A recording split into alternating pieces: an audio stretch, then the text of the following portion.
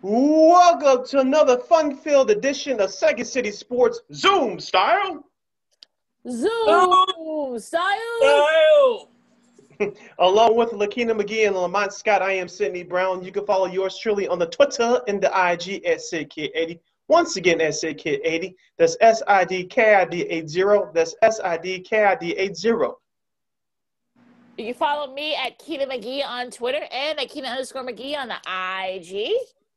You can follow me at Lamont Scott on Facebook, Lamont Scott 69 on Instagram, and Lamont Scott 16 on Twitter. You can follow this podcast, Second City Sports, along with the other podcast programming by first going to our website at weareregalradio.com. That's WEAREREGAL radio.com.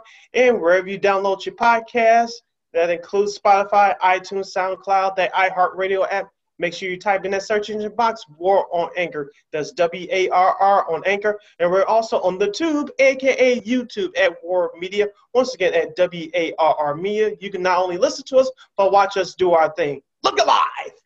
All right. Like, share, and subscribe, and tell your friends, folks. Yes. I need your guys' help. And I'm referring to this is going to be, sometimes my mind is all over the place, so forgive me, but we'll get through it together.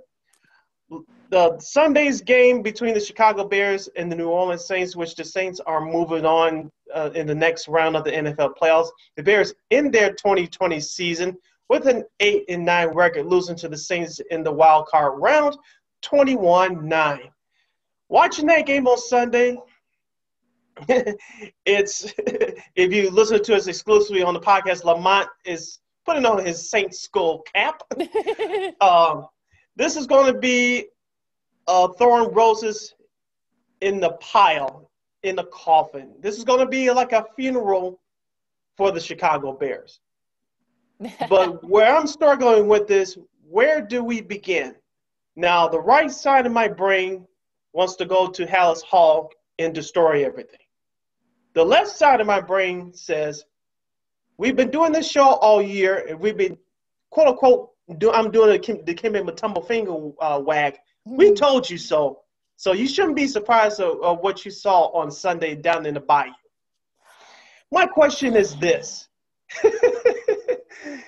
Do the McCaskies have the right to change their mind?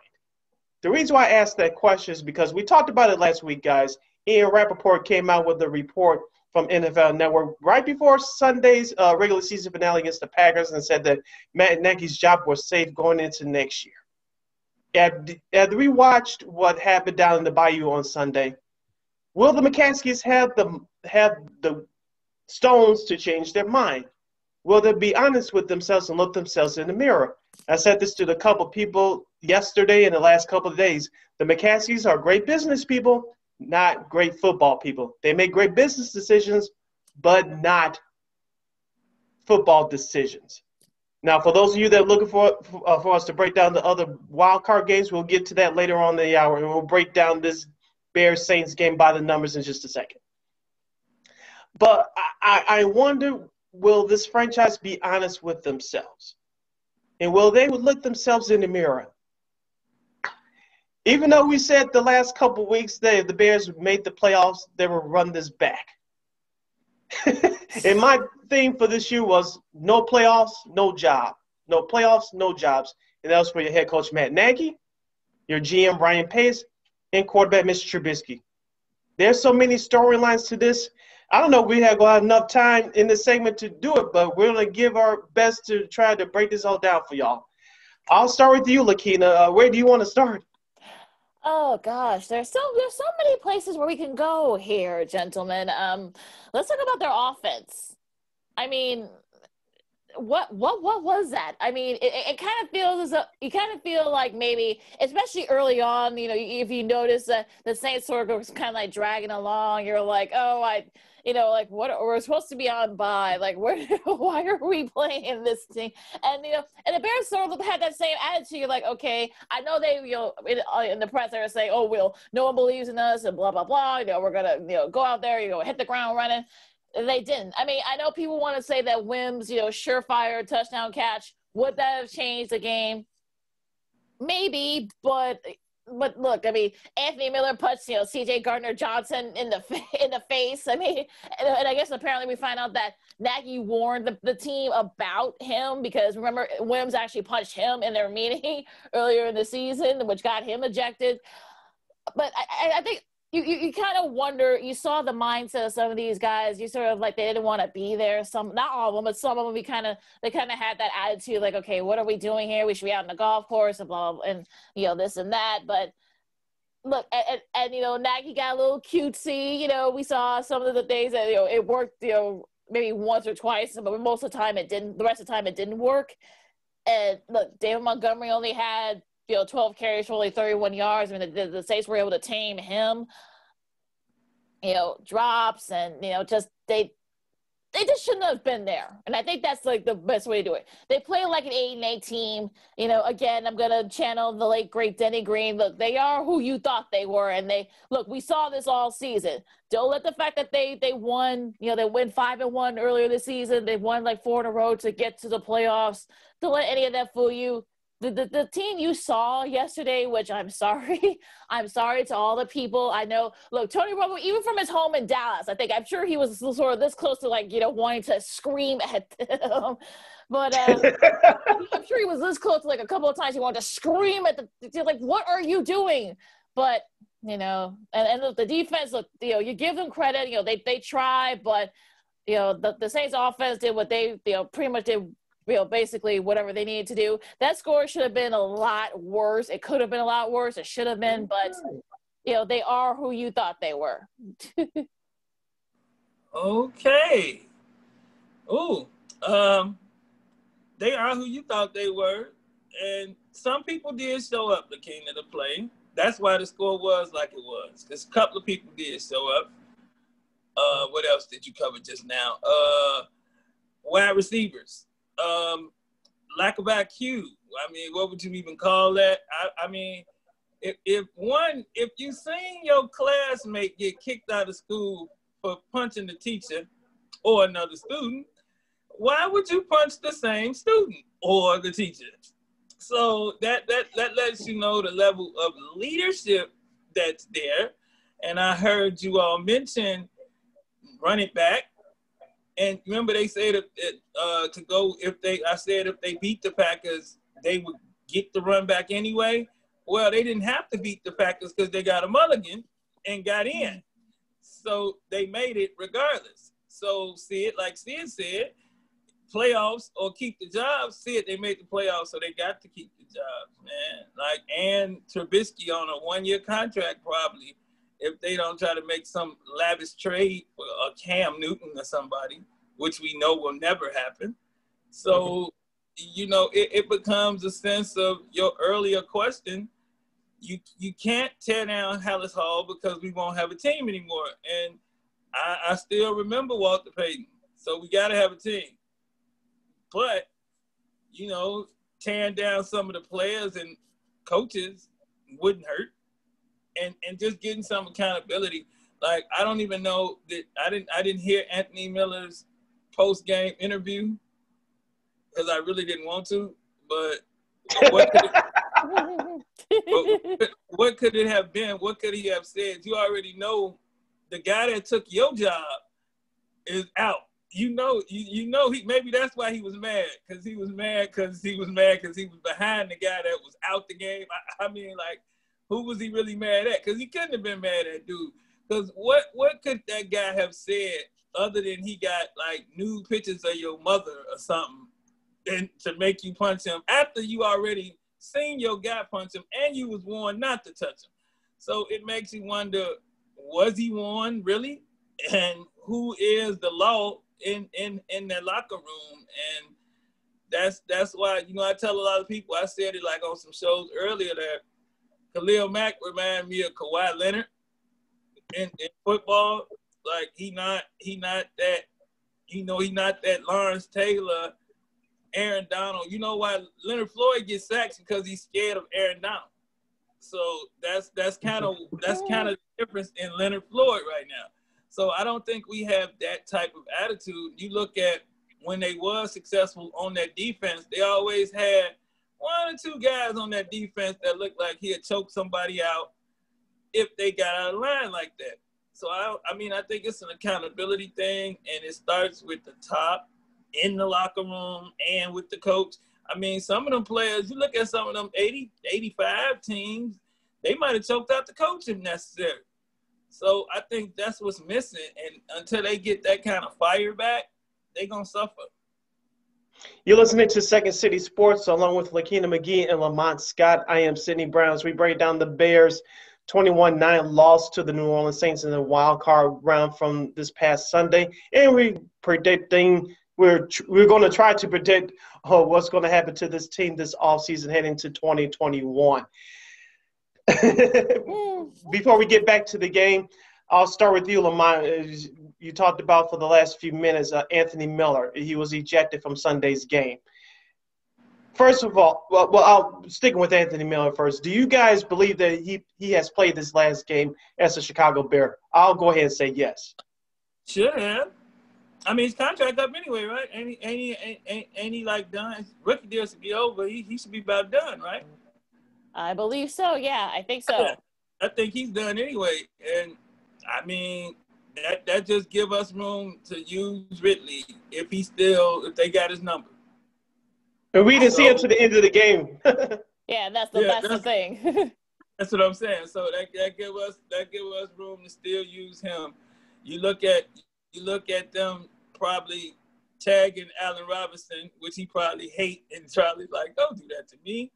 But, he is the only bright spot. But when you put a Moody on the other side of him, who going to be somebody? That guy going to be somebody.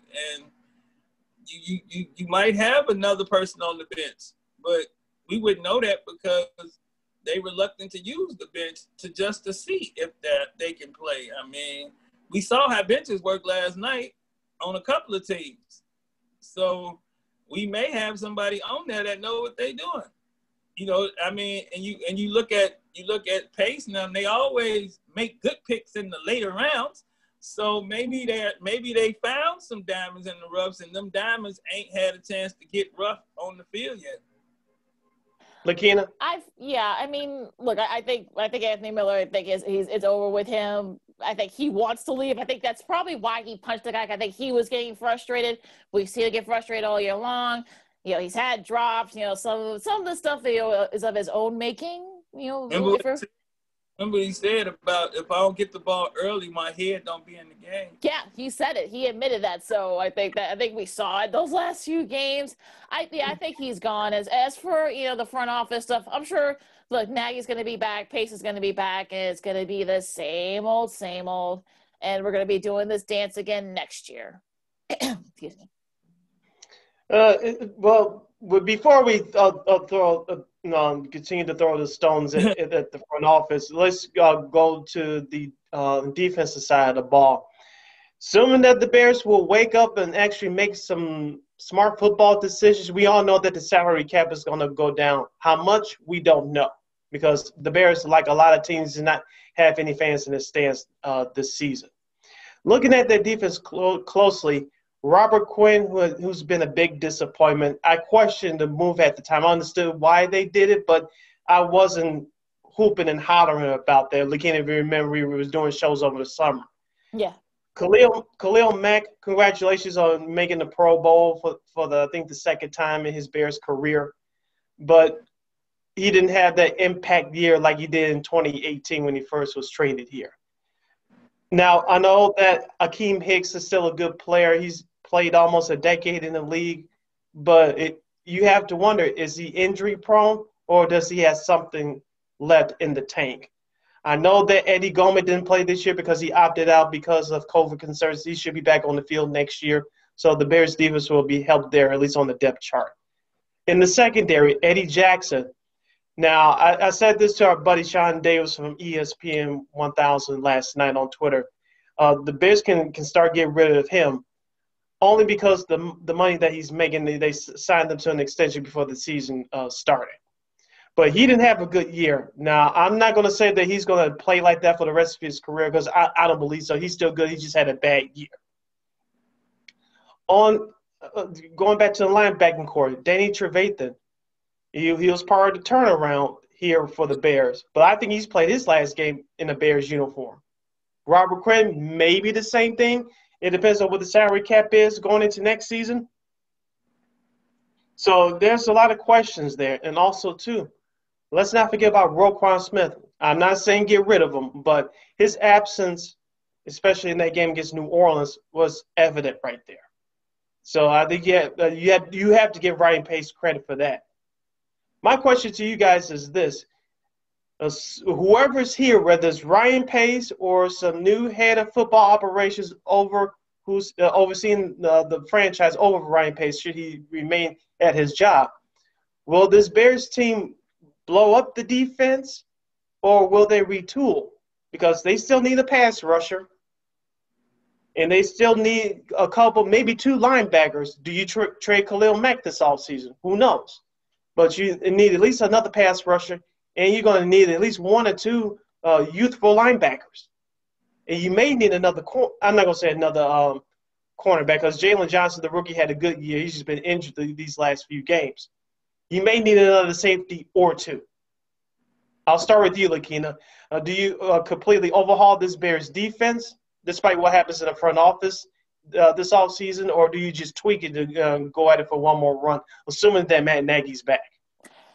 And that's the $1 million question. The other $1 million question is, will Matt Nagy be back? And look, we don't know what the salary cap's going to be next year. Of course, it's going to get adjusted. It's probably going to go down. And there are a lot of, Mac is a big cap hit. Quinn's a big cap hit. So do you really want to deal with those contracts in the end? If you're trying to if you want to bring on another O-lineman, if you want to bring on another secondary guy, I don't know. I mean, that's going to be the question that's going to be answered during this offseason is that what are you going to do? Do you want to try and go for it next year? Or do you, want to maybe perhaps, get rid of some, guys, get some draft capital and maybe try to build up again? It's no one really knows. And I think that's sort of like the thing that's going to frustrate Bears fans, and no one really knows what's going to happen next year. Well, Lakeena, I think they kind of clarified it a little bit last week when they told you he was coming back. So the fact that he coming back, that was 60% of the answer right there. So the rest of it was who's the quarterback. That's about 30%. That's about 90%. And that we'll get to that in a minute. Yeah, and that other 10% gonna go to what you said, the defense, which they do got a couple of bright spots still. Yes. So you say Eddie had a bad year. Okay. Say that's true. You still got 2 good cornerbacks. You got the Gibson boy if he continues to play. You got Bilal Nichols who can play. Like you say, Goldman Cummings back. So I think running it back with them, they're not going to change much on that. They're going to tweak that probably. And that's probably that other 10%. But we got most of that answer when they said Nagy was coming back. That's why they threw it out there so early. But let y'all know early, man, this is what we doing. So y'all can get y'all shots in now. Speaking of shots, let's go and dissect the offense. We'll start with that quarterback position. Mitchell Trubisky. Some people suggestion, like I did last night on Twitter, that he may have played his last game as a Chicago Bear.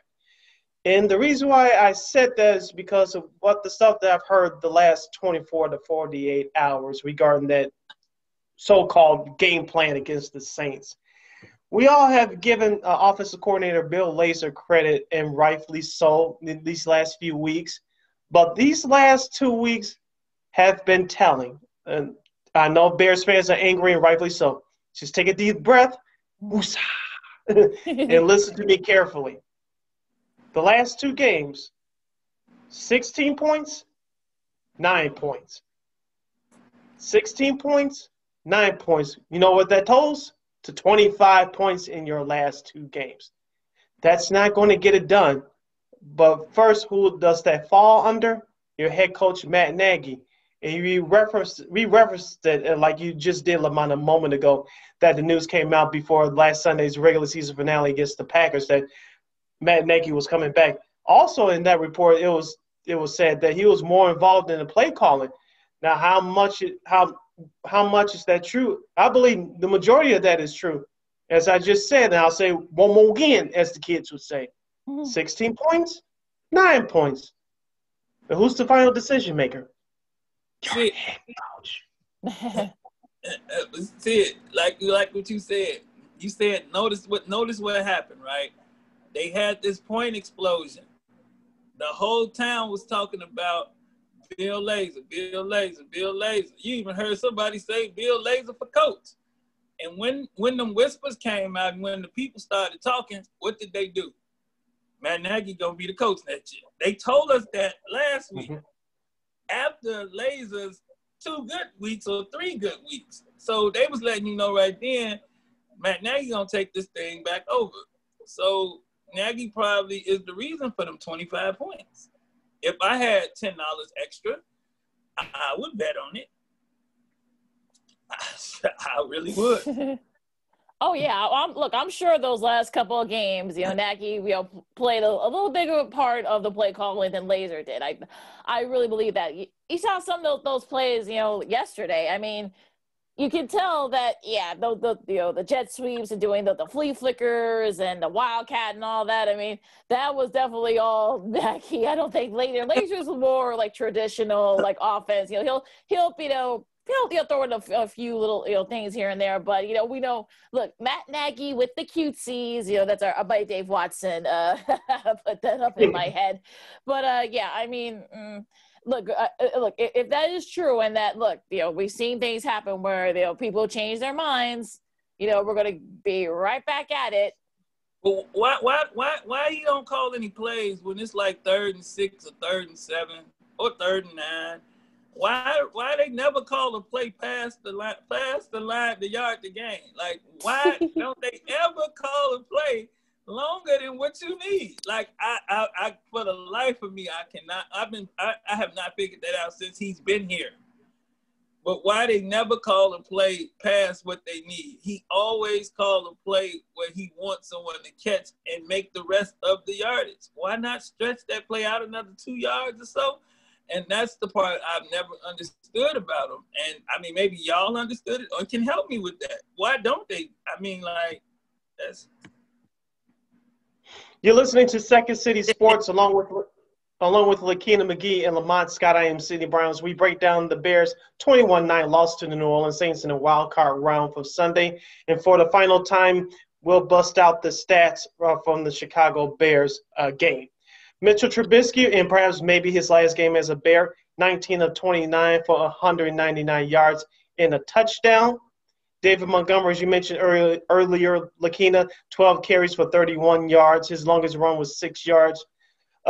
Cordell Patterson, perhaps maybe he's played his last game in the Bears uniform. 1 carry for 2 yards. Go figure that out. Allen Robinson, 6 catches, 55 yards. His longest was a 21-yard reception to start the second half. Riley Ridley, he was tied for second on the team in receptions, 2 catches for 36 yards in garbage time. Anthony, how dumb can you be, Miller, 2 catches for 22 yards before he was ejected. Jimmy Graham, 2 catches for 25 yards and that meaningless touchdown at the end where he walked out like Bo Jackson. And Cole Kmet, your rookie tight end, 3 catches for 16 yards. Do those numbers sound startling to you? Not really. Not really. Not really. I mean, look. That Jimmy Graham, last play of the game, scored a touchdown and basically just turned right around and went to the tunnel. See ya. But that basically sort of a microcosm of the Bears season. Like, you know what? I'm done. Bye. It's like this Bears season is over. Yeah. Like, bye. See ya. Don't even try for the extra point. Let's just end it now. And it's only fitting that he did it in New Orleans. That was so beautiful that he caught it in New Orleans. I was like, that's what he's supposed to do. Run on back where you came from. And that was beautiful. Oh my gosh. I mean, look, let's give the defense a little bit of credit here. I mean, look, they slowed the Saints down, for the most part. They slowed Kamara down for the most part. Look, Manti Te'o made some plays. Look, I think a lot of people forgot that he was on the practice squad. Mr. Catfish. I know that's insane. Look, Nichols did his thing, like you said, Sid, earlier. I look, Eddie Jackson. I mean, gosh, I mean, he's not a tackler. I don't know why they keep trying to, use his own to make he's not a tackler. I don't know what's going on. Look, they said Robert Quizze a couple of times. Yay! I mean, it's crazy, but you can tell that not having Roquan Smith there and also Jalen Johnson there too. I think that loomed large, especially. Yeah. Fuller was able to slow him down, slow the offense down a little bit. Also Eddie Jackson too. But I just think that, not having those two guys there, just, it was glaring that, the missing, the Roquan Smith not being there. Romo did make a good Bears comment. He said, I would have liked to seen the game if the Bears' full defense was there. He did say that. So. Yay, he said nice things. Yeah, one of the few nice things he said about the Bears yesterday. Taking a look at the New Orleans Saints final statistics. Drew Brees 28 of 39 for 265 yards and 2 touchdown passes. Alvin Kamara had 23 carries for 99 yards and a touchdown. Deontay Harris had a career game in his 2020, I should say, playoff debut, 7 catches, 83 yards. Michael Thomas, 5 catches, 73 yards, and a score. Jared Cook, the tight end, 4 catches for 40 yards. And Latavius Murray had a touchdown as well, off 2 catches for 11 yards. Now, that Saints defense was held in check, like you said, Lakeena, for the majority of the game. But as we talked about on Friday, we thought that the Bears would keep it close. They were right there, but the Saints exploded in the fourth quarter. You could tell the defense for Chicago, they were tired, they were emotionally spent, and they were physically worn out. Now, you talked about it earlier, Lakeena, about that Javon Wims potential touchdown catch, which was dropped. I'm not going to say that the Bears would have won the game, but you would have put more pressure on the Saints. That defense would have been hyped to say, okay, because that should have been a 10-7 Chicago lead at halftime instead of 7-3, okay? That defense would have got more boost, more motivation, and they would have said, well, we go hold them down so our offense finally catches up. Maybe we have a shot here, but that just wasn't meant to be.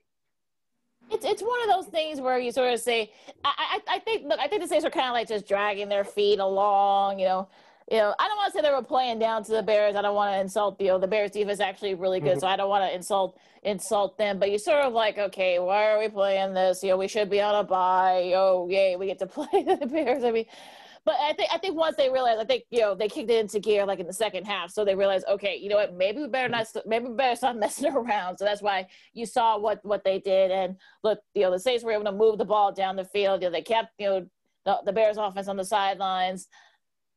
I mean, look, I think the Saints are showing you why they're probably are one of the favorites in the NFC.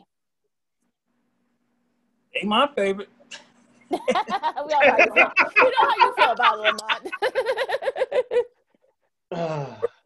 But yeah, I mean, like, and what killed them? You look at that time of possession in that second half. They had a 9-minute drive and an 8-minute drive. And those were the 14 points that changed the game.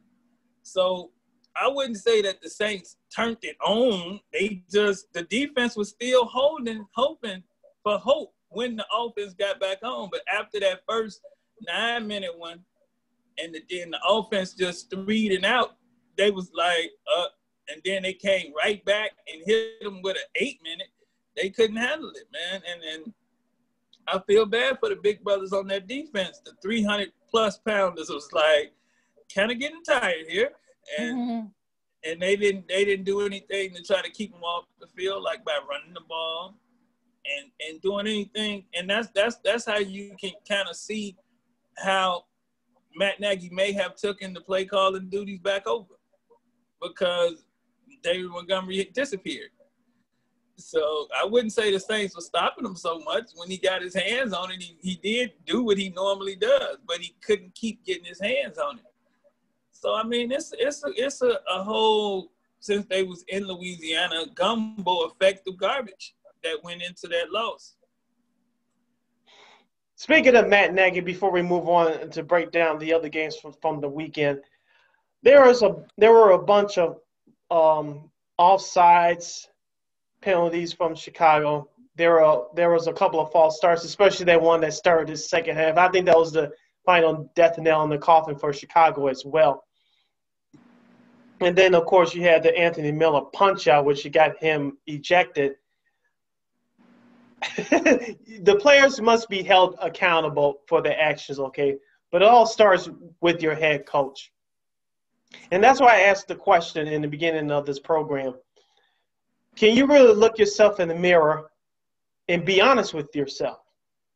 And if you're Matt Nagy, I don't know if you guys caught the tweet from Dan Wiederer. I don't have it in front of me. If one of you guys can look it up real quick, go ahead. But Matt Nagy was asked about what needs to happen going forward for next season. He said, we got to change the culture. We got to change the attitude. Weren't you supposed to do that when you got hired 3 years ago?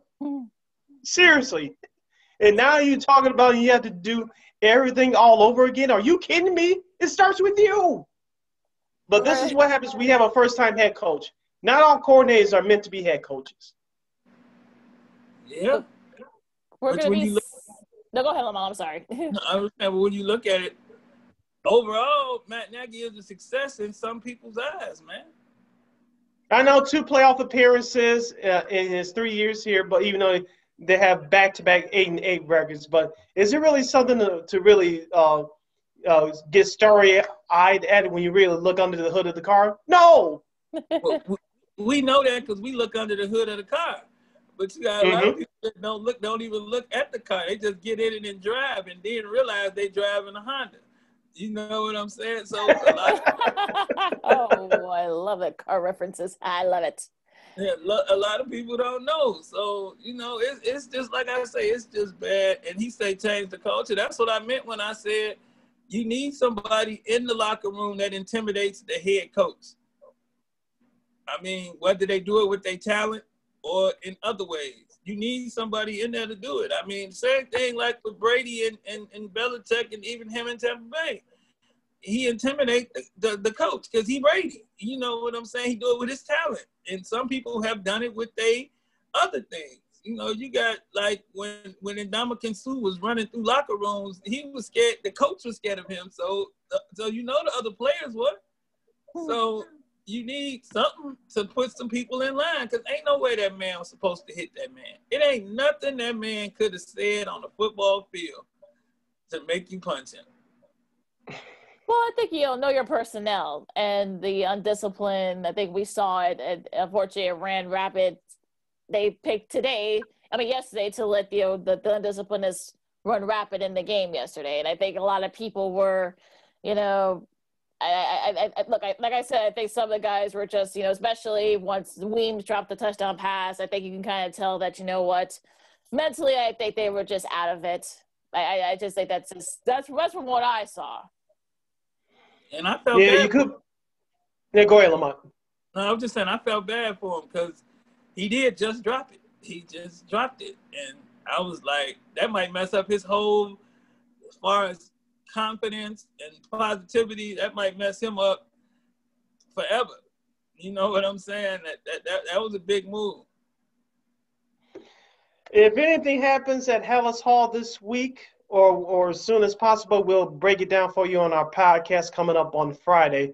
And so this is just a tip of the iceberg. Some things will happen at Hallis Hall. When, if, and when, we don't know. But whatever happens, we'll break it down for you on Second City Sports. So, Musa! Even though we have a few minutes left in this segment, we'll break down the Saturday games, and then starting our next segment, we'll break down the Sunday games.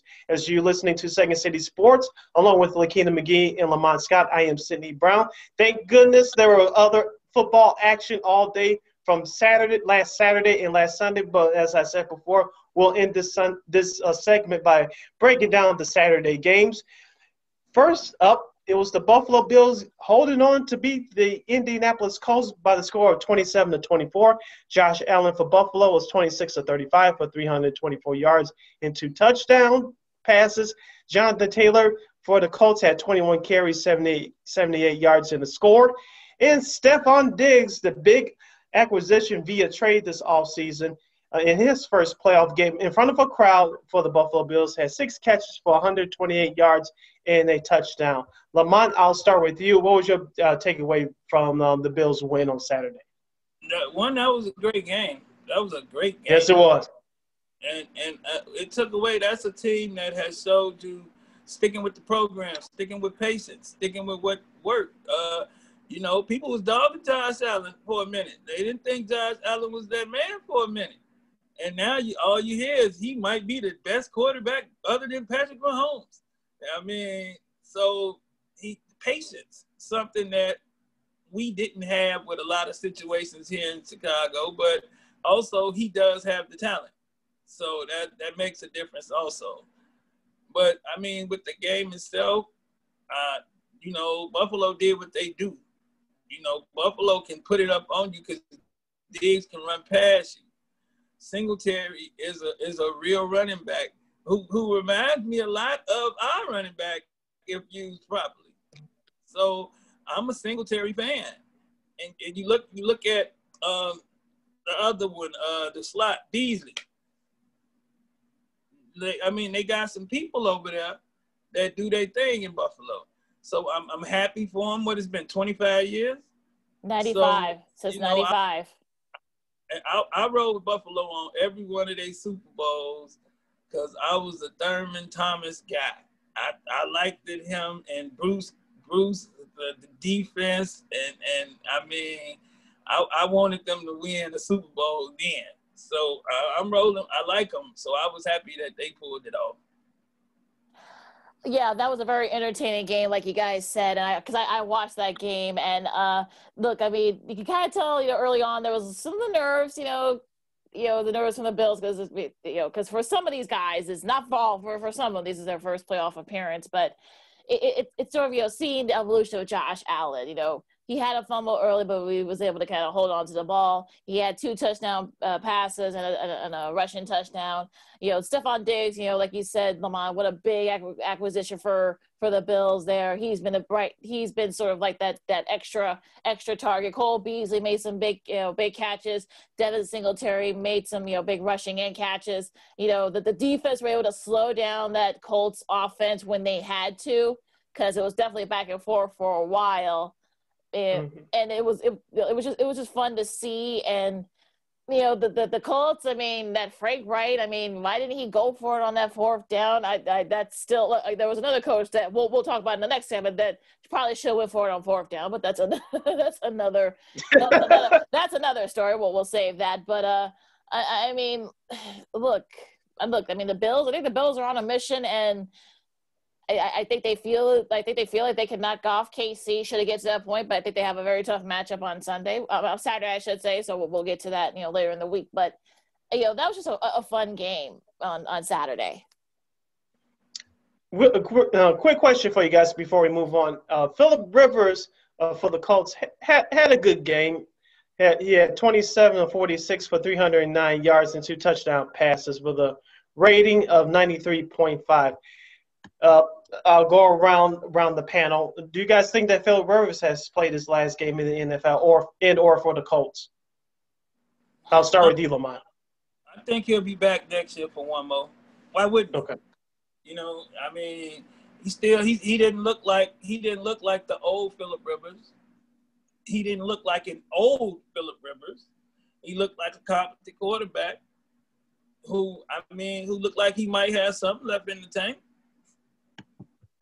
Yes, same here. Look, he didn't do what the Phillip Rivers did in the playoffs. He didn't have any silly interceptions or silly turnovers. So he might come back and try again one more time. Look, you can tell that he commands that locker room. I think they're going to want to try and maybe go for it one more time. So I think he might be back next year with the Colts. All right, let's break down the second game from Saturday. It was the Seattle Seahawks dropping a big bomb at home, losing to the Los Angeles Rams 30-20. Russell Wilson did not have a good game. He was only 11 to 27 for 174 yards and 2 touchdown passes. Cam Akers for the Rams had 28 carries for 131 yards and a touchdown score. The rookie running back out of Florida State. DK Metcalf had 5 catches for 96 yards and 2 touchdowns, but let's be honest here, Jalen Ramsey, the defensive back for the Rams, was in his grill for the entire game. As we talked about Lakeena on our last episode, that was the matchup I was really looking forward to. And it was very entertaining, but Jared Goff came in off the bench, substituting for John Wolford, who was injured with a concussion, had to be taken to a hospital. Jared Goff only completed 9 of 19 passes for 155 yards, but he had a big touchdown pass in the second half. And let's be honest here, guys. My outlook from this game, it was the Rams' defense, and it was the running game. As we said on Friday, like, whoever, even though we both did pick the Seahawks to win, if the Rams don't have a good running game, Jared Goff is not good. Let's be real here. But their defense and the running game carried the day for the road team. Yeah, and I know that some folks were surprised by that. I mean, we were, like we talked about, Sid. I mean, these are divisional foes. They played each other. They split their season series. And we both said that if, the defense and the running, Cam Akers, he was a one-man wrecking crew for that offense for the Rams. 131 yards, a rushing touchdown. They kept the chains moving, kept Russell Wilson off the field, and the defense, 5 sacks. They sacked Russell Wilson 5 times. And look, Aaron Donald, he was banged up. He didn't play most of that second half because of some bruised ribs. But Jordan Fuller, I mean, he did his thing. Troy Reader, Alshon Robinson, and those guys really stepped up. Of course, Jalen Ramsey, was able to kind of tame a DK Metcalf. And you can tell he was, Metcalf was getting frustrated. So yeah, Oh yeah, so I'm not surprised by this at all, and look, good for the Rams. Well, if we was hollering out duds, I would be hollering out the dud right now. they were my biggest dud. How you don't beat them at home? You got Donald hurt, Cooper Kupp hurt, Wolford neck hurt. Golf got 3 pins and a finger. How y'all don't beat them? Russell Wilson looked confused. He looked nervous.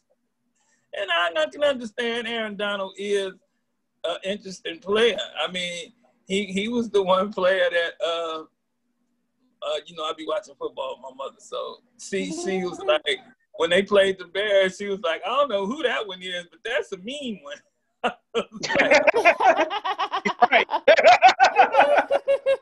No disrespect. Like he don't even stop chasing you. He keep chasing you. I was like, yeah, he pretty mean, and he is. So, I mean, I look forward to him chasing in the next. I hope his ribs heal quickly. I want to see him like those. You thought those matchups were good. See it. The matchup next week with Jalen Ramsey gonna be even better. So I look because he got veteran experience with a veteran quarterback. So that's gonna be even better. So yeah, I mean Seattle just disappointed in so many ways. You can't put all. I mean Metcalf, he should have been frustrated going up against the Jalen Ramsey because you look at what Jalen had done and been through, and you look at what he done and been through. This his first time with everything. Even though this Jalen first time in the playoffs, this ain't his first time having to guard somebody like you. So that's where that came in at. But yeah, overall, Seattle, they needed the 12th man. I know they looked around at the Saints with their 30,000 and Buffalo with their 20,000. It was like, we could have had somebody here. Well, wasn't that many there, but either of those last 2 places that you mentioned. But I get where you're coming from. Yeah, they could have used somebody because it got loud. It got loud in that Buffalo game a few times. Yeah, And the Superdome's so big, it's not gonna get loud anyway unless it's full. So. But to be fair though, Governor Jay Inslee, who's the governor, watched this and no, you guys are not. Nope, nope, no exceptions, nope. He said he was. See you September 2021, hopefully. Yeah, I was say, yeah, he was very adamant. He said, no.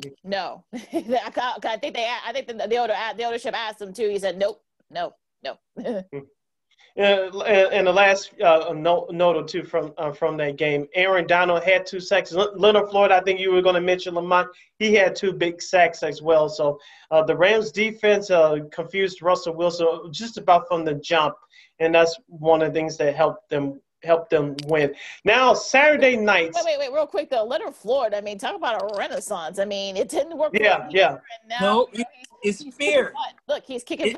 It's fear. It's not a renaissance. It's fear. He wasn't scared of Khalil Mack. He's scared of Aaron Donald. Khalil Mack is a big guy, but he a nice guy. You know, he like big friendly. You know, Aaron Donald like he eat tires. Like, okay. Oh gosh. 2 glass before the game. And that's the kind of you need. And then you look at Aaron Donald, right? Like, take Leonard Floyd. You walking on the defense, you got Aaron Donald up there scaring everybody, and then you got Jalen Ramsey in the back, like okay, I'm gonna hit you with a bat, so I ain't all that scaring you. So yeah, I would be nervous and trying to sack people too. So great job, Floyd. All right, last game that we'll review for this segment from the Saturday games. The Tampa Bay Buccaneers move on to the next round after they defeated the Washington football team 31-23. Tom Brady was 22 of 40 for 381 yards and 2 touchdowns. Leonard Fournette carried the ball 19 times for the Buccaneers for 93 yards in the score. And Mike Evans, who hyperextended his knee in the regular season finale last week against the Falcons, he had 6 catches for 119 yards. Excuse me. Clearly, guys, the story here was Taylor Heinicke, for the backup quarterback for the Washington football team. He got the start over Alex Smith. He had 306 yards with a touchdown and also an interception, but he played his you-know-what off. Antonio Gibson, the Washington running back, only had 14 carries for 31 yards. He didn't get it done as we thought he would, Lakeena, when we previewed the game on Friday. Well, the receiving corps for Washington, it stepped up. Cam Sims had 7 catches for 104 yards. Terry McLaurin had 6 catches for 75 yards. Steven Sims had the only touchdown catch from the receiving corps for Washington. Clearly, Lakeena, it was Washington's defense that kept them in the game. Of course, Chris Godwin, who scored a touchdown for the Tampa Bay Buccaneers, he had a couple of drops, especially early in the game. Those are my 2 takeaways from Tampa Bay's win. I'll start with you, Lakeena. What was your takeaway from Tampa and Washington? Look, I mean, you know, a stud, if we're going to give out like studs does for a playoff edition. I mean, look, Taylor Heinicke, the losing effort. I mean, you got to commend him. I mean, kind of coming in and said, okay, you know what, I'm ready. Let's do this. You know, his first, career NFL, playoff start. Look, had a touchdown pass, a touchdown run. I mean, look, he did enough to try to keep them in the game, and the defense too as well. But look, the star power and of the Buccaneers, I think were just too much in the end. Brady did what Brady usually does in the playoffs. 2 touchdown passes. I mean, the defense did just to kind of slow the Washington defense down. I mean, Levante David made some big tackles late. Also, Carlton Davis. And Antoine Winfield Jr. Did what his dad did back in the day. Made some make some key stops there as well. So look, I mean, it was actually a quite entertaining game of what could have easily been a blowout, but it wasn't. And look, they had to but the Bucs had to kind of scratch and claw their way to a win, and they were able to do just that. Lamont? And you look at it. Like you said, if we was handing out studs, Taylor would definitely get one. That man played his, you know why? Because he came from the XFL. That's right, XFL rules. That is true, yes. Yeah, the XFL player. And no, what he did, he got himself a job. That's what he did. He got himself a job in the NFL next year with someone. I wish our quarterback was playing that hard. I really do. I really. I mean, it may have made a difference, and you look at that defense. Tom Brady just showed that they're young. That's it. He showed that they're young. He showed when Chase Young is triple teamed he triple teamed and chipped at the same time. So, and they showed that he showed that they're young, and that's what it did. So I think the future is truly bright for Washington, and I hope they get a name. Taking a look at the stats for the Washington football team, former Bear John Bostic had 7 tackles, total 4 solo. Darren Payne had 2 sacks for the Washington football team. Montez Sweat had a sack on Brady as well. On the flip side for Tampa Bay, looking at their offensive stats, Chris Godwin, as I mentioned, had a touchdown catch off of 5 catches for 79 yards. Gronkowski wasn't really in the game plan, but Antonio Brown, 2 catches for 49 yards, including a touchdown catch. We'll preview their matchup against the Saints on our podcast on Friday. But I'll start with you, Lakeena. Do you think that Tampa Bay, even though they survived against Washington, do you think they'll at least have enough to at least hang in there with the Saints? Should be a fun matchup. We'll see. I mean, I think they're going to feel like maybe in the second meeting they probably had a chance to win it. I think they feel like, because a lot of guys were not healthy then. So I think they can hang in there. Look, you got 2 40-plus-year-old quarterbacks, trying to probably their last, sort of playoff run. I think this is going to be one of those. And they're also divisional foes, too. This is going to be like a claw. Like I said, we'll talk more about it on Friday's pod. But it's going to be very interesting. I'll say that. Yeah. I can't wait till we get to reviewing that game. That's to be real exciting. But a final note on that game, like with Tampa Bay, you mentioned Lakeena star power. They just had too much for Washington. Washington, it was like playing your little brother, so to speak. I bet if they play next year, it might be different. On that note, we'll put a close on segment number 1. Segment number 2 is coming up after we take this brief time out. When we come back, we'll review the Sunday wildcard games from the National Football League, which was 2. And plus, we'll break down the College Football National Championship game between the Alabama Crimson Tide and the Ohio State Buckeyes. And we'll get into some NBA, college football, maybe sneak in some NHL before we close out. You're listening to Second City Sports. Welcome back to our second segment of Second City Sports Zoom Style. Zoom Style.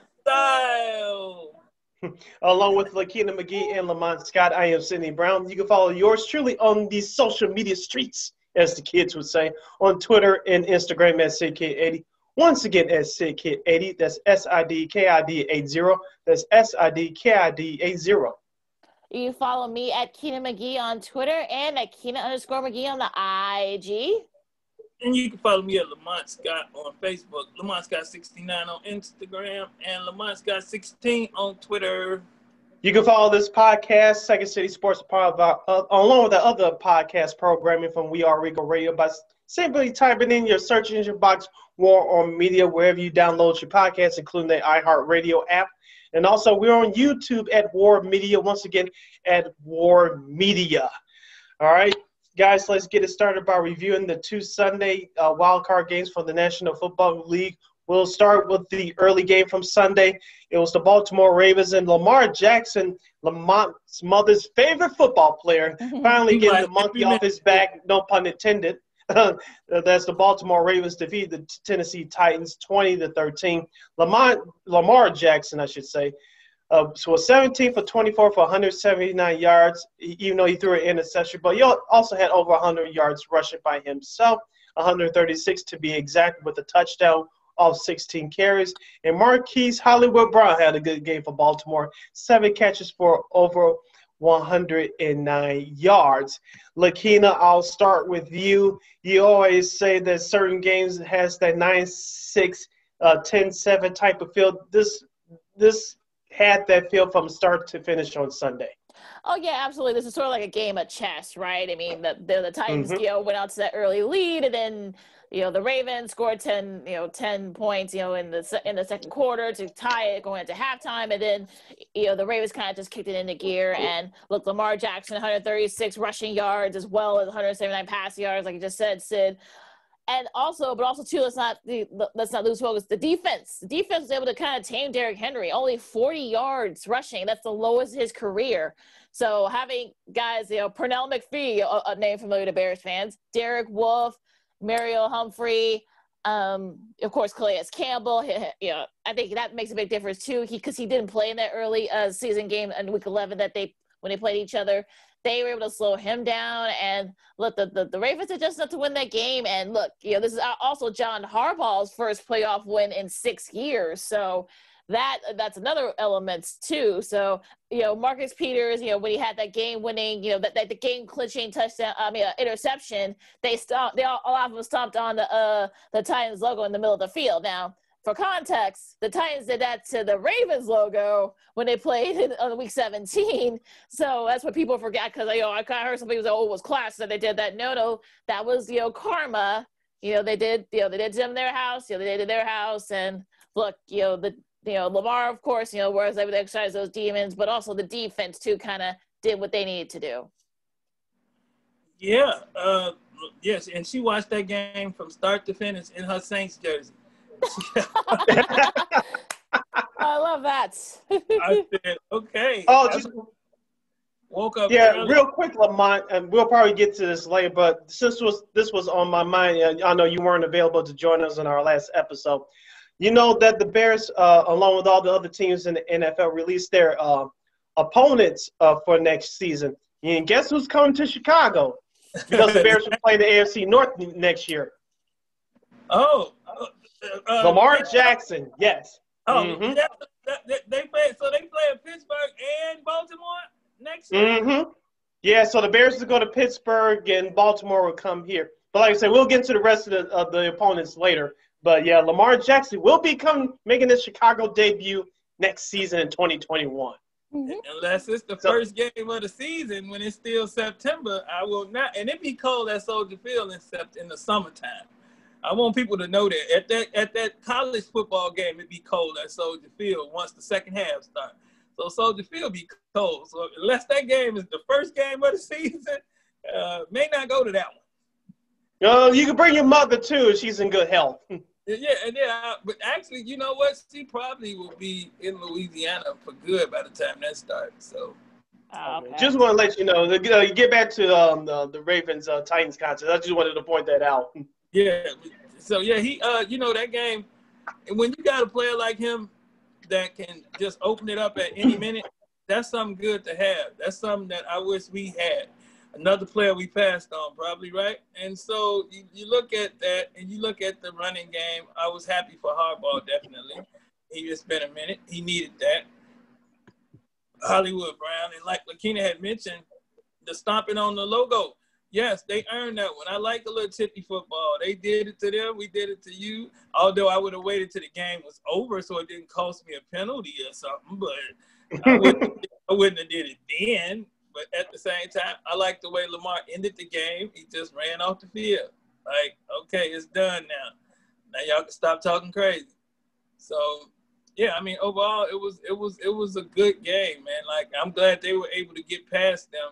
With the job they did on Derrick Henry, he was getting so frustrated, the coach had to pull him to the side and have a holler with him. Like, my man, you still the man, right? And he was doubting himself, I think. And it's the first time I ever seen him shook. So, great job, Baltimore. Looking at the other side for the Tennessee Titans, as you mentioned, Lakeena, their offense didn't get it done. As I referenced before all season, the Tennessee Titans are like the Los Angeles Rams. Unless their running game is good, you force their quarterbacks who cannot throw the ball downfield. Even though Tannehill's, I think, is a little bit better than Jared Goff, if you force the game in his hands, it's going to be trouble, and that's what Baltimore did on Sunday. The Titans' defense actually stood up to the challenge, but it was the offense that failed. And shout out to Harold Landry III, who had 2 sacks for the Tennessee Titans on Lamar Jackson. And Daquan Jones got in on the sack as well. we questioned the Titans' defense, Lakeena, for the last couple of weeks. We know statistically they're at the bottom, but they have playmakers on their team, and they have a bunch of numb names, and it's an extension in the personality of their head coach, Mike Vrabel. So let's still give them credit, but their offense, in particular, their running game, failed them against a very good defense. Absolutely. And like I said, I mean, if they can get them to slow the guys down, we talked about it on Friday, said, well, I read off the names, Derek Wolfe, Pernell McPhee. I mean, all those guys were able to, slow down not only Henry, but also that offense and the Titans offense in general. So in the second half, especially. Everybody except A.J. Brown. He was the only one. He was the only bright spot. And I thought they should have kept going to him. They may have stood a better chance. They could have kept throwing it to him. But, overall, that defense stood up. That's what Lamar Jackson said also. He was like, the defense wanted some respect. But they got it now going forward. We're going to see what happens. All right, in our last game from Sunday night, the Cleveland Browns avoided a choke job as they defeated the Pittsburgh Steelers 48-37. This is the Cleveland Browns franchise's first playoff victory since 1994, and this is their first road playoff win, I believe, since 1969. They set a record for 28 first-quarter points. That is the most in NFL history in a playoff game since the 1969, the original Oakland Raiders. Take a look at the quick numbers. Ben Roethlisberger, has he played his last game in the Pittsburgh uniform? We shall see, but he was 47 of 68 for 501 yards and 4 touchdown passes, but 3 critical interceptions in the first quarter. For the rushing yards, Nick Chubb did his thing for Cleveland, 18 carries for 76 yards. Juju Smith-Schuster, without his silly dancing, showed up for Pittsburgh, 13 catches for 157 yards and 1 touchdown.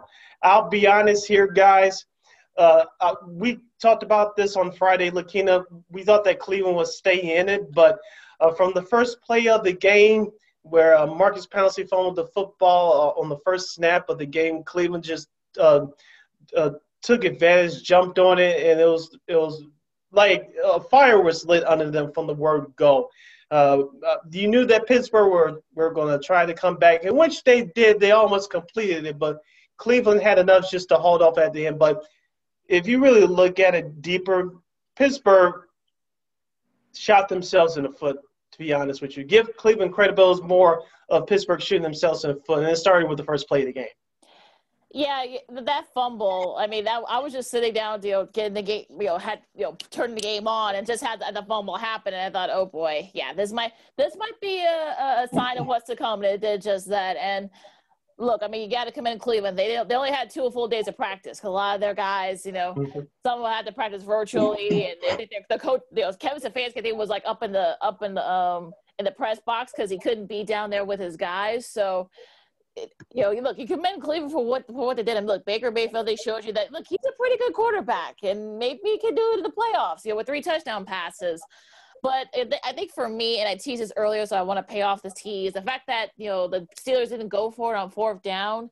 Yeah, it was about like 11 or 12 minutes left, but you don't – look, the way the Browns were moving the ball, you don't know when they were going to get the ball again, and your defense – was sort of up and down. So the fact that they didn't go for it, they only needed like a half a yard. So they should have went for it. Perhaps maybe they would have cut into that lead, and who knows what would have happened after that. So, Big Ben, if this is Big Ben's last game in the Steelers uniform, what a way to go. 4 interceptions. Ugh. And Juju Smith-Schuster, remember, he's up next year. Do they put a franchise tag on him, or do he decide to leave? So a lot of questions for Pittsburgh, but also, you got to commend Cleveland for what they did. Yep. If you think back to our Week 17 predictions, you remember when I told y'all, you do not let your division foe in the playoffs. Remember we talked about that. I told y'all they should go and beat their brain in because you don't want to see your division in the playoffs. I bet they wish they would have did that now, and they wouldn't have all these problems. To go along with Big Ben's, they got 18 free agents on that team. Yep. They got a lot of moves to make. I mean, Cleveland coach was in his basement at home somewhere. That didn't look good at all I can imagine the cuss words that were coming out of Mike Tomlin's mouth in that locker room after that game. I mean, he you know, people said Pittsburgh was going to challenge for the Miami Dolphins record after week 10. What, 7 weeks make a big difference, I see, huh? So, yeah, I mean, I think if they would have took care of that business, like I said, in week 17, they might still be playing right now. But let's be honest here, too, Lamont. Pittsburgh was affected by COVID from other teams, so they had to play 3 games within 12 days. I'm with you as far as their 11-0 start. Was it a mirage even at the time? Yes. Were they a good team? Yes. But after they lost Washington and you had Dupree, their linebacker, their primary pass rusher, get lost for the season with a torn ACL, that's when things started to go downhill for Pittsburgh. Will they be back next year? Who knows? It all depends on that quarterback. And speaking of Roethlisberger, if you remember a couple of years ago, and I believe it was after that Jacksonville lost in the divisional round in 2017, he was starting to have thoughts then of, I don't know, this may be over, and And I think the year before, the same thing when they lost to the Patriots in the AFC title game in Foxborough. I don't know. It's been rough, and in a way I can understand it because he was a mobile quarterback. He's not so much anymore because of his age and those injuries that it takes a toll on you. So I wouldn't be surprised if Roethlisberger retires, but hopefully Pittsburgh has a better plan at quarterback because is it really Mason Rudolph? No, you saw that last year. You saw what happened. Is it Duck Hodges? No, you saw that last year. Look what happened. So, like I said, Pittsburgh has a lot of decisions to make this offseason. Deshaun Watson, they're going to be their quarterback, and they're going to keep moving forward. Well, I don't know. Do they have the draft capital? I don't know. Do they have the draft capital to pull off a trade like that? It remains, especially with 18 free agents, huh? Yeah. They may not have the money. Yep. All right, let's go to the grid. We did the NFL playoffs, but there was a big national championship game commencing tonight. Let's talk about number 1 Alabama, featuring Heisman Trophy winner Devontae Smith, the first non-quarterback / running back to do it, first wide receiver to win the Heisman Trophy since Desmond Howard, all the way back in '91. That's how long this has been. Just a third of Alabama guy to do it. He's actually the third to do it in the last, I think, 10, 12 years. So, congrats to him. And also won the Walter Camp Award for basically, the same history making there. But where do you guys see? Yeah, Alabama, number 1, number 3, Ohio State. They're commencing down in Florida. Where do you guys see this game? If Ohio State still feel like they disrespected and don't belong there, they may come out and shock the world again. People say they couldn't stand they didn't stand a chance with Clemson. They thought that was going to be a Clemson beatdown. So if you was thinking that Clemson could beat Alabama after what Ohio State did to Clemson, you got to be giving them a shot. And, hey, who knows? Justin Fields may want to be the number 1 pick. If he come out and play like he played against Clemson, he still probably wouldn't be the number 1 pick, but he may get to open some more eyes. But I think they got to lean on that running back, Sermon, if they want to get past him. They run Trey. If they keep running Trey and Justin play like he still feel disrespected, then it's going to be worth watching. I'm going to have my television on. I agree with you, Oman. It's going to come down to the running game for both teams. I'm looking at Najee Harris from Alabama. I think who's the best running back in the country. He has 24 touchdown runs this season for over 1,300 yards. Let's see what Mac Jones of Alabama can do. Can he pick that Buckeyes defense apart if Harris is doing this thing running the ball? Mac Jones is almost like Jared Goff. And Jared Goff, he's not that good. He's a good quarterback, but he's not what people think he is without a good running game. So I'm looking for that as well. I'm looking forward to see what schemes that Alabama has for Justin Fields, because like you mentioned, Lamont, we know that Justin Fields is mobile, okay? And Alabama has a good defense, but if they don't have the right schemes to help at least neutralize Justin Fields, it's going to be a long night. I don't know if you can sack him, just straight up blitz him, because he can just take off just like that. But I want to see what kind of schemes they come up with to help confuse Fields at the line of scrimmage. And I think also, Sid, that SEC and ACC teams aren't as physical as Big Ten teams. So we're gonna see a different kind of physicality in certain areas. Like we're gonna see certain times when Najee Harris run, he may get tackled harder than he got tackled in the SEC. And the SEC, the best conference, we all know that, so they say. And us up here, we feel like the Big Ten should be making some type of name and noise. So it's a different type of football when it comes to the trenches and different things. So, I mean, this is the matchup that I wanted to see personally from when college football first started. You know, regardless of how many games Ohio State played, this is the game I wanted to see. So I'm happy I'm getting it, and I can't wait to watch it. It should be a fun one. This should be a very entertaining matchup here. I think it's all going to depend on whose defense can slow down the offense, whose offense, more.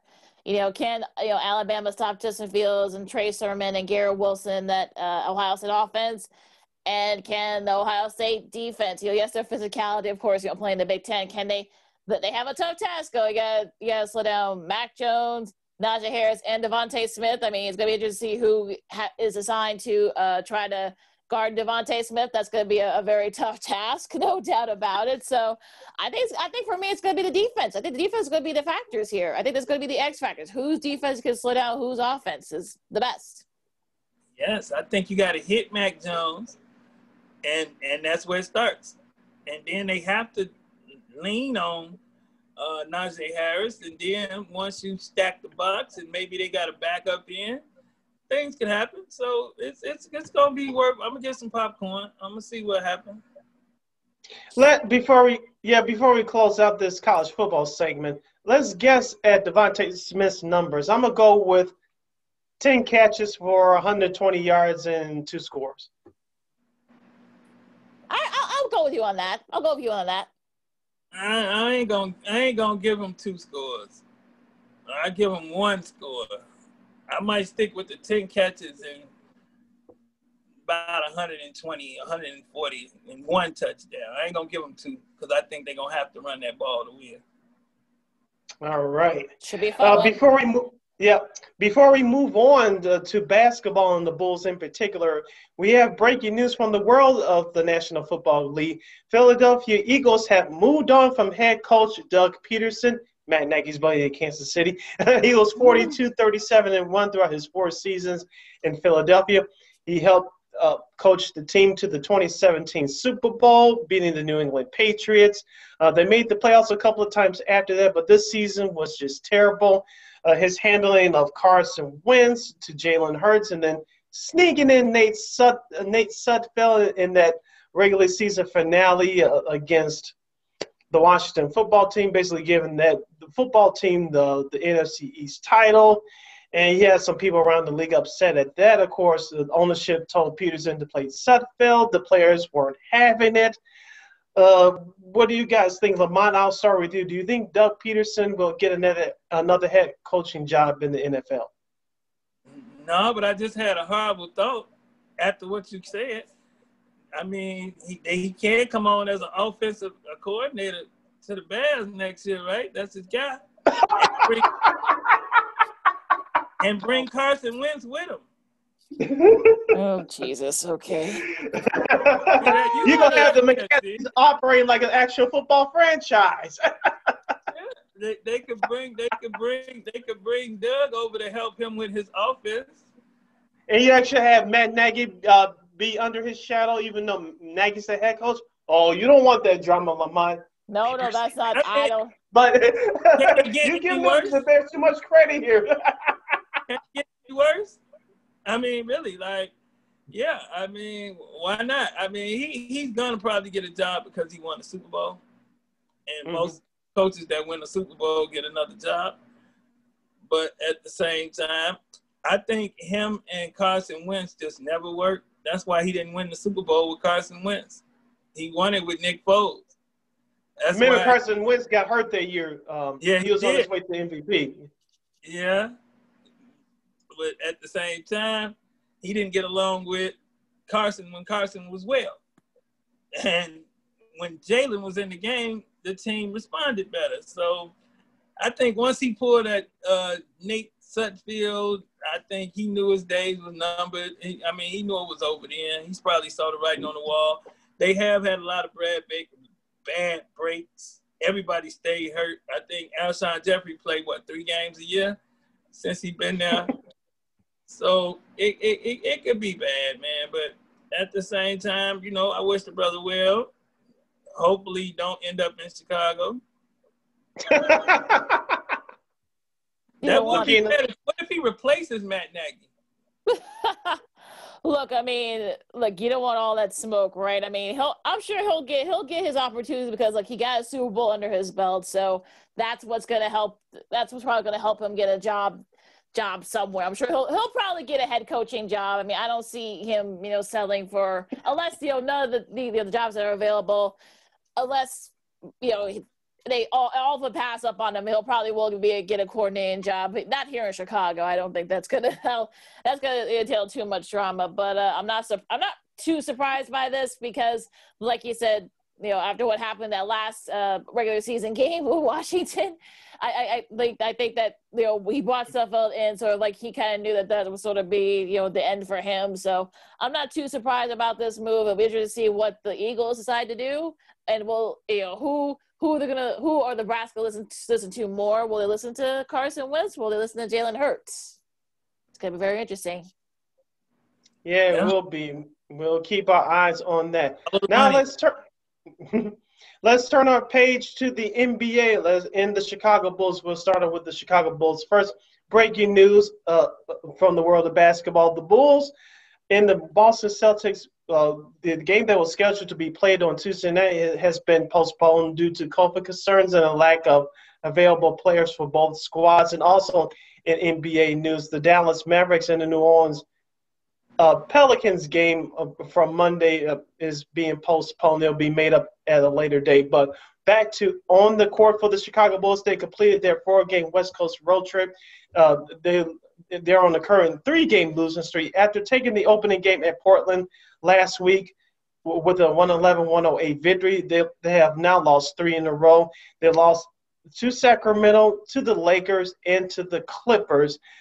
I'll start with you, Lakeena. We talked about it on Friday. You started to see some growth within this team, but they haven't turned the corner yet in learning how to play team defense from 48 minutes. And it looks like Zach LaVine wants to be the guy to take the last shot. We saw that on Friday against the Los Angeles Lakers. I thought he should have drove the ball to the basket, me personally, but that just wasn't in the cards. Of course, looking at Sunday's game against the Clippers, Zach LaVine had 45 points. It shows me that he wants to be the guy, and he's stepping up and trying to play a little bit better defense this year. But the Bulls, I think we expected this. They're now 4-7. I think we expected this before the season got started. This is a team in transition this year because of their under new leadership from the head coach to the front office. And we're starting to see the growth, but at some point, we got to start seeing these losses turn into wins, and that's what I picked up from this West Coast road trip watch from this past week. Look, I think a lot of people had them going over, so the fact that they were able to win one game, I think that's ahead of people's expectations. Look, I think teams are starting to see that. Look, this is not like the Bulls teams for the last few years. You're not going to get it. You're up by 15 or 20 points. They're going to, the Bulls are just going to go home. Take their ball and go home and just give up. You're going to get a fight from them. And you saw with all these West Coast games against some of the top teams in the West. You're going to get a fight. You can't as I heard our buddy Dave Watson. From now the Bulls. Former Bulls. Outsiders. Now the Bulls outcasts on Hot Mic. You make sure to check him and our buddy Matt Peck and John Sabide out. Yeah, they're on YouTube as well. So check them out. Yep, absolutely. But as he said, look, teams can't go to the club. I'm using air quotes here because you can't go to the club, of course, because we're still in a pandemic. But these teams can, they cannot, look over the Bulls. You're gonna get a fight from them. And look, Zach LaVine was 10 for 16 from 3-pointer. Yes, he missed one. But look, I mean, he's still learning he wants to have the clutch gene. He wants to be able to kind of be the guy, as you say, Sid. Look, Garrett Temple has been sort of like that voice in the locker room, that veteran voice, that veteran presence. Wendell Carter Jr. has been playing better. Patrick Williams was able to kind of, make LeBron play defense, on Friday against Lakers. And you know how much he does like playing defense most of the time until you're about a third way through the season. Kobe White, he's still learning too, but, he's sort of kind of, clawing along here. So look, I want these things to come to wins, but I think we're back to being confident and competent. And that's what we've been looking for these last few years, and we're getting it finally. Yep, and you realize we lost 2 of them games by 1 shot. Like Sid said, actually, Zach could have passed the ball to Thaddeus Young for a layup. But I understand why he took the shot, because we need an all-star, and he going to have to hit shots like that to become that all-star. They gave the Clippers fits. They gave the Clippers fits. I mean, Patrick Williams is coming along greatly, as a rookie should. And Wendell Carter, like you said, if he can stay healthy. I told you the biggest bull acquisition was the training staff. If the training staff was competent, then they would be better. And I'm hoping that they can continue to keep these guys on the court. I don't know what's up with Laurie, but, hey, if we have to move forward without him, I'm prepared to do so, as long as I know I'm moving forward with. You know what I'm saying? So if they have to, they have to. But if he come back, may he come back healthy and do his job. And that's the thing, man. We have a direction. People don't just laugh at us anymore. I can see us making it on TV a couple of more times, playing the way we've been playing. We will get a game bump here and there. So, I mean, I'm looking forward to Zach being our first All-Star since Jimmy Butler. And speaking of Laurie marketing, guys, I was looking through Bulls Twitter throughout the weekend and hearing various conversations via the social media world, podcasts, and what have you. And you brought up Lamont, and you jumped ahead a little bit, but then too, we like it. Laurie marketing, and I said one of the keys when we did our Bulls/NBA season preview show. And you can, if you miss it, you go check it back out at War Media here on YouTube and at War on Anchor via your favorite download podcast platform. And I said the biggest word for the Bulls this year was health. And that's for everybody, including Laurie marketing. Of course, now marketing is still hurt. But the Bulls did not pick up his option. They did not extend him before the season kicked off. It looks like you may have to move on from him. Me personally, I think he'll still have a good career, and I think he was one of the players that suffered under the Jim Bartlett administration that you didn't use his skills to his strength. I think they'll probably have to move on from Laurie anyway, but this team is playing better without him, dude. And just looking at these games from last week from the road trip, do you really – take the emotions out of it, Bulls fans. Do you really miss marketing? Do you really miss him? The way they've been playing, even though the record's not good right now, do you really miss him? The answer right now is no. No. And I would look to move him to a team like the Knicks and get you a veteran, because they trying to dump too, and who also have been impressive this year too. They trying to win. Maybe he needs a fresh start somewhere else, but that'll put him under Thibodeau, and that probably wouldn't help his career much. So I think a fresh start for him would be good, but we'll see. But we don't miss him. Yeah, you can definitely tell the difference. You can definitely tell the difference, though, with him not being on the court versus him being on the court. They look more organized. They look more, going into. They just look more, more confident. So I don't know if it's because marketing is not there. I don't know because the coaching staff is finally able to implement some of their plays and their system into it. So it'll be interesting to see what happens to marketing. Yeah, it will be interesting. And also, too, before we move on to the rest of the association, these two players have been impressed with coming on with the mention for the Chicago Bulls this year. And we talked about it for the last week or so. Otto Porter Jr., who's looking for a new contract this offseason, by the way, and my guy, Daniel Gafford. Now, you don't need him to score 20 points a game. You just need him to come in. He's like your version of Joakim Noah. Just give me my 8 to 10 points. give me my 8 to 10 rebounds, and give me my 2 block shots a game. Provide that energy coming off the bench. And Otto Porter Jr., same thing. I don't need you to score 20 points, even though he has the capability to. Just give me my 10, 15 points off the bench, stay out of foul trouble, stay healthy, and we're good. Mm-hmm. And that's what has made the difference this year, Sid. They that's what they're doing. They're doing their jobs. They're doing their roles. Ain't nobody getting outside their body. The only one that you can say is getting outside of their body is the one that needs to get outside his body, and that's Zach, because obviously he's going to be the go-to guy. I mean, the step back, jump back 3 on the Clippers, I mean, that's the go-to guy shot that he took. And that's who he wants to be. And if he would have hit that shot against the Lakers, this whole conversation would be different right now, because he would have been and beat the champions. So, I mean, I look forward to the rest of the year with him. I think he probably may sneak on that all-star team this year. You know, there's no all-star game this year because of COVID, but if there was an all-star game this year, he may get some consideration. I know people wanted him to play in last year's all-star game because he was here in Chicago, but we all know that if you're not on the winning team or don't have outstanding stats, if you're on the losing team, you don't get the nod. But, you know, Zach LaVine is playing very well right now. Let's just have him stay healthy, and let's see if he can be consistent from here on out. Should be interesting. We'll see what happens. Yeah. Let's turn to our attention to the association right now. One of the couple of games I was able to catch over the weekend via my computer was Michael Jordan's Charlotte Hornets. That's right. Michael Jordan's Charlotte Hornets. They are now 5-5 as we record this podcast. Saturday night's game was a very entertaining one. They defeated the Atlanta Hawks 113-105. The big story was LaMelo Ball, their first-round draft pick. He had 22 points, 12 rebounds, and 11 assists. Another triple-double for the young point guard. I'm really impressed by this young man right now. We all thought that he has the better overall talent than his older brother Lonzo. Lonzo still is going to be good. I don't know if you guys caught that game on ESPN from last Friday, but that was very entertaining as well. For Charlotte, I'm not saying they're going to the playoffs, but they're very entertaining to watch. I know LaMelo Ball has a couple of highlight moments during the short preseason, but he's really balled out so far in these first couple of weeks of the regular season.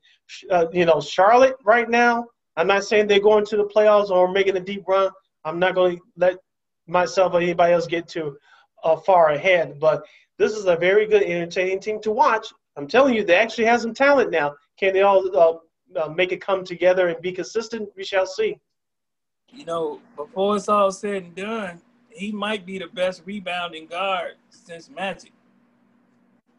You see the way he gathered rebounds so easily and gone. I mean, if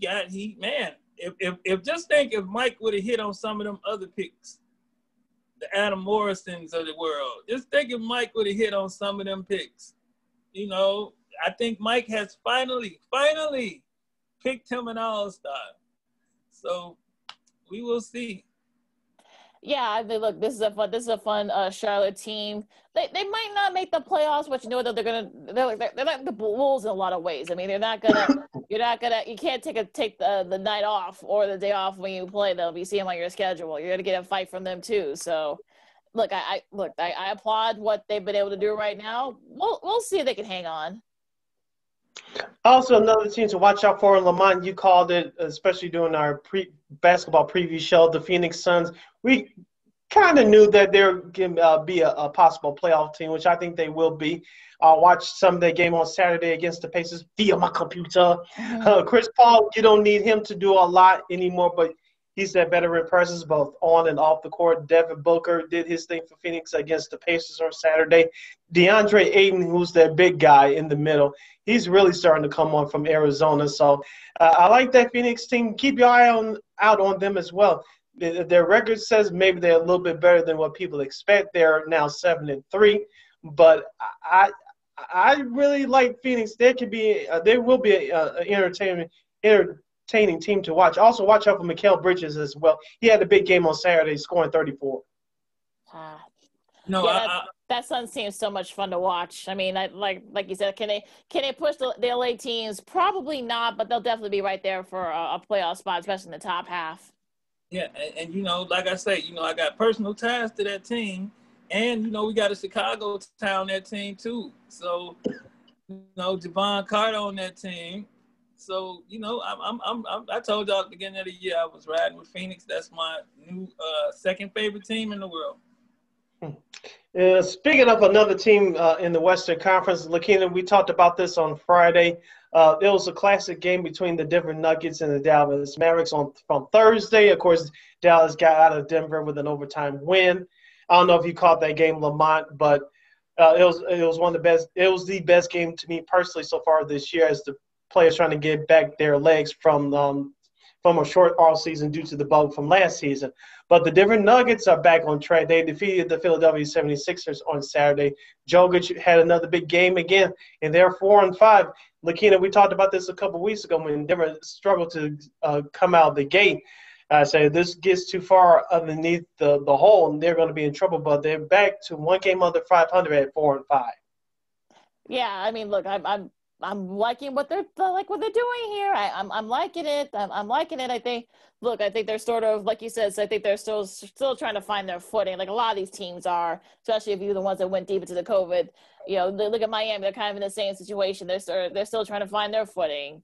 So, I mean, I think people should I think fans should sort of just slow down and not freak out too much if their team is having a slow start. Yeah, and then you look at a team that I'm happy just to see that they won some games is the Knicks. I mean, the Knicks have a direction. I'm happy for the people. I mean, the NBA is a better unit when New York Knicks are good.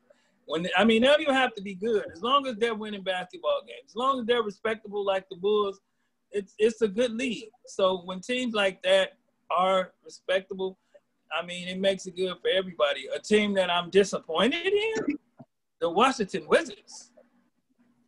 Like, y'all got 2 All-Stars on the team, man. Y'all supposed to be y'all got 2 All-Stars and a guy named Bertans that can shoot the lights out. Plus, you got a center named Bryant. So, Washington has disappointed me, and I think somebody might not be happy over there. That might be what's going on over there. And Philly, they say they want to be the people. I mean, I think Tobias Harris is carrying them to a whole nother place. I mean, I think he may be the most consistent player that don't nobody talk about. And I think now that he got Doc Rivers back, it's only going to get better for him. You're listening to Second City Sports along with Lamont Scott and Lakeena McGee. I am Sidney Browns. We talk about the National Basketball Association, reviewing a couple of games from Sunday as I watched for a few minutes in between the football games via my computer. The first game was the Oklahoma City Thunder, now 5-4. They defeated the Nets on Sunday, 129-116. Of course, Kevin Durant made his return from the COVID list. He had 36 points, 11 rebounds, and 4 assists. But Shai Gilgeous-Alexander had 31 points for the Thunder in a big win at Brooklyn. Brooklyn had a big performance on Thursday night, Lakeena, as we talked about in our last podcast. They embarrassed the Philadelphia 76ers on national television. I'm waiting for Brooklyn for the next couple of weeks to hopefully turn it around. Steve Nash, let's see how much reign does he have with those guys, in particular Durant and Kyrie. I know Kyrie, as I mentioned, missed the game due to personal reasons. They were related to the events from Washington on Wednesday. We won't get into that. But I'm waiting for a couple of weeks for this Nets team to turn around. Can we finally see this team at full strength turn around to become one, if not the top team in the East? Yeah. I mean, this will be very interesting, right? I think we saw it a little bit earlier in the season. Like you said, because of COVID and. KD had to sit out a couple of games because he's not he had COVID, but he was in close contact with somebody who did. Also, Kyrie, is it protest or is it his head psychologically? I don't know, but hopefully they'll be able to, because there's a lot of expectations with this Brooklyn team. So hopefully we'll see him at full strength soon. But look, I mean, if you want, me, Boston, well, until all their COVID issues, came out, they've won 4 in a row. We'll see how they look once they get everybody back in full string. It'll probably be a while. OKC, you just said it. They had that big win against Brooklyn last night. They've won 3 in a row. They've looked good. Golden State. Let's talk about Golden State for a little bit. I mean, I think Steph Curry is showing people, hey, look, I'm still here, guys. Now that Draymond's back, are we kind of starting to see sort of like a little bit of that Golden State team that we saw? James Wiseman has been kind of been a good facilitator. So I don't know. I mean, Golden State's looking pretty good. So that's all. Well, you got to know if Clay was there, Golden State was going to be in the championship. So you look at it like they supposed to be still good. I mean, they only one player down technically, and that's Klay Thompson. I know that's 30 points, but that's still only one player. So they still supposed to be good. I'm glad you brought up Golden State, Lakeena, because I watched the entire fourth quarter from Sunday night against the Toronto Raptors via my computer. You could tell that the Golden State Warriors are playing well, and they're playing hard, and they're playing together. Andrew Wiggins still needs to step it up for me personally because he's been a big disappointment throughout his career. I like Kim Bazemore, who they added this offseason, and they still have Kelly Oubre Jr., who they acquired when Klay Thompson went down with his season-ending injury. Like you said, Steph is playing his best ball this season, even though he's still young right now. I know he had a 60-piece against Portland about a week and a half ago and versus Dame Dollar, as the kids will call him. So Steph Curry, can he carry this team to the playoffs? He's going to have to. He's going to have to stay healthy, as I said. So it's going to be interesting to see for the Warriors. I think they are still a playoff team, but like you mentioned, Lamont, and I said this during our basketball preview show, if Klay Thompson was healthy, this team could have surprised some folks and potentially done some big things, but let's look at reality. I think they're still a playoff team, but health is going to become the question, especially with Curry and Draymond Green. Yeah, and another thing, speaking of health, man, the injuries, man, Markelle Fultz, man, I feel so bad for Markelle. Yeah. He's been through so much, man. Like, I hope the kid keep his head up. I mean, you came back from the problems you had before. Mm-hmm. Worse than the problem you had now. So, and then not just him, though. It's a couple of more that went down. From Brooklyn, the Dinwiddie. He another one. Yeah, Spencer Dinwiddie, former Bull, by the way. Yeah, those injuries, man. The injuries, and I don't think it's not because of the shortened season. I don't think, but I think it's just natural injuries that come with playing a tough sport like that. So. Shout out to them, man, and hopefully, we don't lose any other great players. Yeah, and remember Westbrook's out too. If it wasn't already bad enough in DC, Westbrook's gonna be out too because of the quad injury. He'll be out at least a week. So that's yeah. So that's hopefully he'll be back soon, and perhaps maybe they could get into gear. The Wizards, who knows? And the James Harden sweepstakes continue. Exactly. A few more things real quick before we break out of here, I should say. College hoops real quick. Of course, the top two is the same, Gonzaga and Baylor. They're both 1 and 2, as usual. Villanova still at 3. Hopefully they'll be able to play later this week. Texas, they had a big win. Shout out to Andrew Jones, who, if you guys remember a couple of years ago, had leukemia, had to miss most of his freshman year. He's back, he's healthy, hit a game winner against West Virginia for Texas to hang on. So now they're atop the Big 12, with Baylor right now. They're still at 4. Iowa had a big win yesterday. Kansas was able to hang on against Oklahoma, Michigan, Creighton, Wisconsin, and Tennessee. Those are your top 10. You got a big game coming with Illinois and Ohio State. Yep. Illinois. That's not the swear jar. $20, Mr. Bass, I'm sorry. $20 is on the way to you, Mr. Bass. Yeah, so, okay, so for what, DePaul has a tough one tonight against the newly ranked UConn. They looked really good, 6-1 at this point in the season. So, if you guys have seen any college hoops, what have you, what's some of the stuff you guys have seen that you guys have liked? I mean, I like, and that's usually in college hoops, but anything can happen on any night. Like, just when you think a team is turning the corner and they're going to be that team, they lose. And that's what make it college basketball. That's what make it interesting. So that's continuing this year. Not as much as last year. Last year was really all over the place. But this year, it's a little more solidified.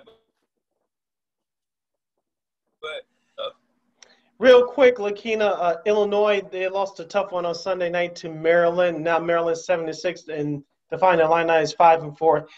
I still like this Illini team, but they, just like the Bulls, they're gonna have to learn to close out and make key plays in crucial situations. This is still gonna be a good team, but they're gonna have a couple of games coming up this week, including a big one next Saturday on Fox against the Ohio State Buckeyes. So their Big Ten schedule is only getting tougher, even though we're into the middle of January. It doesn't get any easier. Yeah, there's no easy wins in the Big Ten. We say, look, Rutgers lost a couple and they're out of the top 25 now. So look, that just shows you how that just shows you how deep this conference is. All right, so real quick, the NHL. Some NHL starts later this week, and NBC's coverage going to look a lot different. Mike Bilberry's out after 14 years with the network, but it looks like Kenny Albert, even though they haven't made it officials, like Kenny Albert's going to take over Doc Emmert's spot as sort of the top guy with Eddie Olczyk. Also, one of our favorites, our girl Kendall's Coyne Schofield, she'll be a part of the broadcast team this year. Doing it with Gore Wheeler, so good for her. She definitely deserves it. So what's your early synopsis, Sid? Real quick, we're probably getting more into this on Friday, but the Blackhawks, I know they had their scrimmage over the weekend.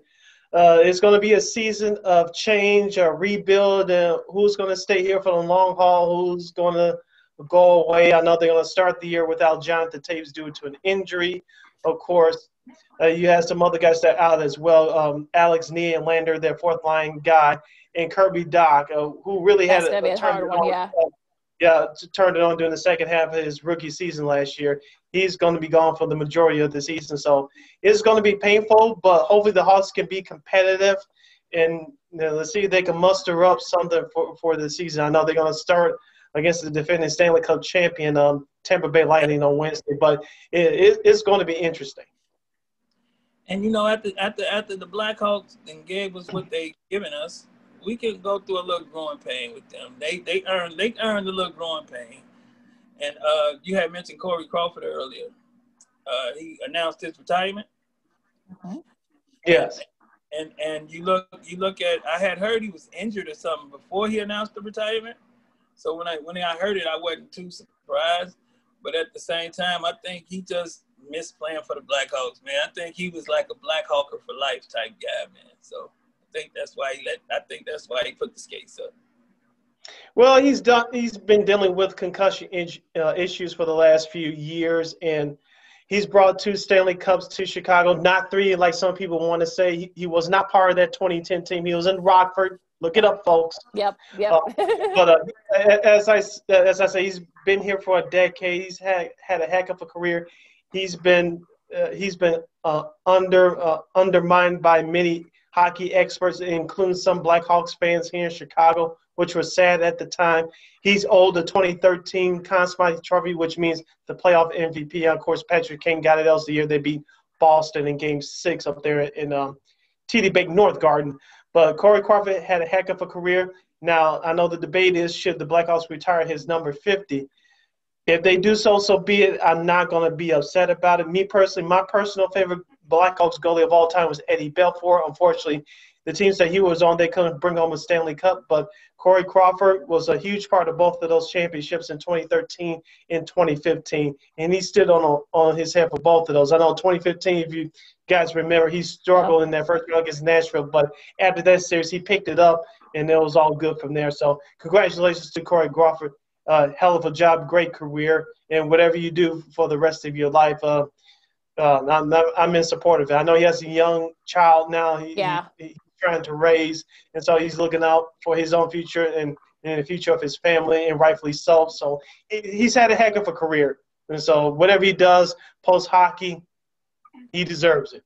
Yeah, he's definitely earned it. And it's unfortunate that he never got his due when he played here. I mean, like you said, so he was a big part of those last two Stanley Cups. Remember, he wasn't there for the first one, folks. Let's all remember. Let's remember that, folks. He was still in the minors in Rockford, like Sid just said. But look, I'm hoping that he does get his due now finally. And like you said, Lamont, he might have missed being in Chicago. He's got a young kid now. Whatever he decides to do, does he decide to just chill, or does he decide to do TV perhaps, or maybe front office, I guess, or mentoring young goalies? He's earned it. Yes, he has. And like you said, we gonna support him. Like, and you remember, like, people should remember he wasn't on that team, because when he came up that next year, they didn't even want him at first. It was like, wait, hold on. They talked about him when he came up. We didn't want him here, remember? I think a lot of fans forget, like, I think a lot of fans got short-term memory of themselves. So, and they don't remember, we've given a lot of people problems when they've come, and then they became something, and then, we want to ride with them. But, I mean, that's why I say about being a Chicago fan. You got to ride with them in the good and the bad, man. And that's with all the teams. And it hurts sometimes. Like yesterday, it hurts sometimes. That's true. If you ride with them, you got to ride with them. I mean, like you said, like he mentioned with Eddie Belport and them teams, the Dennis Savard teams and all of those teams. If you was there, Jeremy Roenick. Oh gosh. Yeah, he was in there when they was losing. Tony Amonte too. I mean, my goodness. I hate that those teams didn't get a chance to win the cup. They totally deserve it, and that just it just irks me to this day. If you was riding with them then, and that's what I tell people about the Bulls now, like, if you was around cheering for David Greenwood and Ricky Sobers, then you gotta cheer now. So that's don't quit, because we ain't get Kobe, we ain't got LeBron no more, but we still got people in their uniform. So if you gonna ride with a team, ride with your team, man. Absolutely. All right, on that note, close us out, Lakeena. All right, so a lot of great stuff coming up this week. So, look, we're going to be looking forward to it. We're going to bring it to you here, so you can follow me at Keena McGee on Twitter and at Keena_McGee on the IG. You can follow me at Lamont Scott on Facebook, Lamont Scott 69 on Instagram, and Lamont Scott 16 on Twitter.